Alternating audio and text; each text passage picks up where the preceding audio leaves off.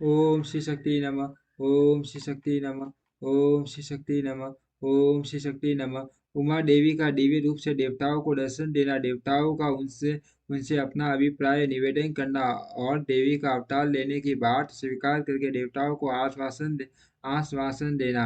अब ब्रह्मा जी कहते हैं, नारद देवताओं के इस प्रकार स्तुति करने पर दुर्गम पीड़ा का नाश करने वाली जग जग जननी जननी देवी देवी दुर्गा उनके सामने प्रकट हुई। वे परम अद्भुत दिव्य दिव्य दिव्य रतन में रथ पर बैठे हुए थे।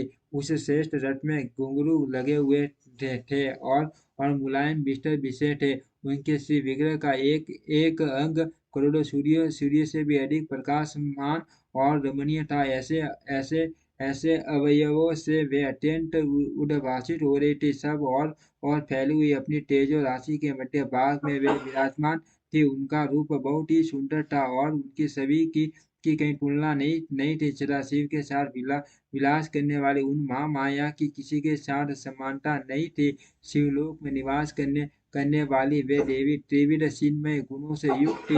प्राकृत गुणों का अभाव होने से उन्हें निर्गुणा कहा जाता है। वे नित्य रूपा है।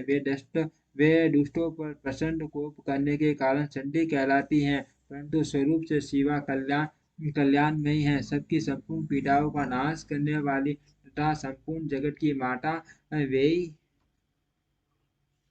वे ही प्रलय काल में मां निंदा होकर सबको अपने अंक में सुला लेती हैं तथा वे समस्त सज्जनों भक्तों का संसार सागर से उद्धार कर देती हैं।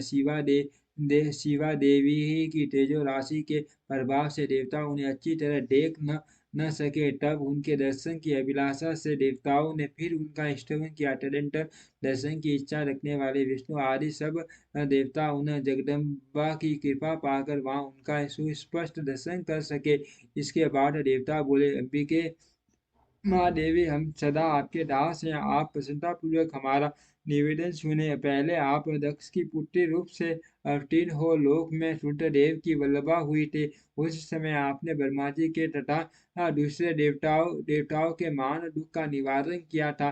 तदंतर पिता से अनादर पाकर अपनी की हुई प्रतिज्ञा के अनुसार आपने शरीर को त्याग दिया और सेवाधाम में पधार आई। इससे भगवान हर को भी बड़ा दुख हुआ था। महेश्वरी, आपके चले आने से देवताओं का कार्य पूरा नहीं हुआ। अतः हम देवता और मुनि व्याकुल होकर आपकी शरण में आए हैं। महिषानी शिवे, आप देवताओं का मनोरथ पूर्ण करे जिससे सनत कुमार का वसन सफल हो। देवी, आप भूतल पर अवतीर्ण हो पुण्य रुद्रदेव की पत्नी होई और यथा योगी ऐसी लीला कीजिए जिससे देवताओं को सुख प्राप्त हो। देवी, इससे कैलाश पर्वत पर निवास करने वाले रुद्रदेव भी सुखी होंगे। आप ऐसी कृपा करें जिससे सब सुखी हो और सबका सारा दुख नष्ट हो जाए। ब्रह्मा जी कहते हैं, नारद, ऐसा कहकर विष्णु आदि सब देवता प्रेम में मगन हो गए और भक्ति से विनम्र होकर सूक्ष्म साप खड़े रहे। देवताओं की यह स्तुति सुनकर शिवा देवी को बड़ी प्रसन्नता हुई। उसके हेतु का विचार करके अपने प्रभु प्रभु का शिव का स्मरण करते हुए भक्त वत्सला दया में उमा देवी उस समय विष्णु आदि देवताओं को संबोधित करके हंसकर बोली। उमा ने कहा, हे हरे, हे वीरे और हे देवताओं तथा मुनियों, तुम सब लोग अपने मन से व्याटा को निकाल दो और मेरी बात सुनो। मैं तुम पर प्रसन्न हूँ, इसमें संशय नहीं है। सब लोग अपने अपने स्थान को जाओ और शील काल तक सुखी रहो। मैं अवतार ले मैना की पुत्री होकर उन्हें सुख दूंगी और रुद्रदेव की पत्नी हो जाऊंगी। यह मेरा अत्यंत गुप्त मत है। भगवान शिव की लीला अद्भुत है। वह ज्ञानियों को भी मोह में डालने वाली है। देवताओं, उस यज्ञ में जाकर पिता के द्वारा अपने स्वामी का अनादर देख जब से मैंने दक्ष जनित शरीर को त्याग दिया है, तभी तभी से वे मेरे स्वामी काल अग्नि रुद्रदेव तत्काल दिगंबर हो गए। वे मेरी ही चिंता में डूबे रहते हैं। अ, उनके मन में यह विचार उठा उठा करता है कि धर्म को जानने वाली सती मेरा रोष देखकर पिता के यज्ञ में गई और वहां मेरा अनादर देख मुझ में प्रेम होने के कारण कारण उसने अपना शरीर त्याग दिया। यही सोचकर वे वे घर बार छोड़ अलौकिक वेश धारण करके योगी हो गए। मेरी स्वरूप भूटा सती के वियोग को वे महेश्वर सहन न कर सके। देवताओं भगवान भगवान रुद्र की भी यह अत्यंत इच्छा है कि भूतल पर मैना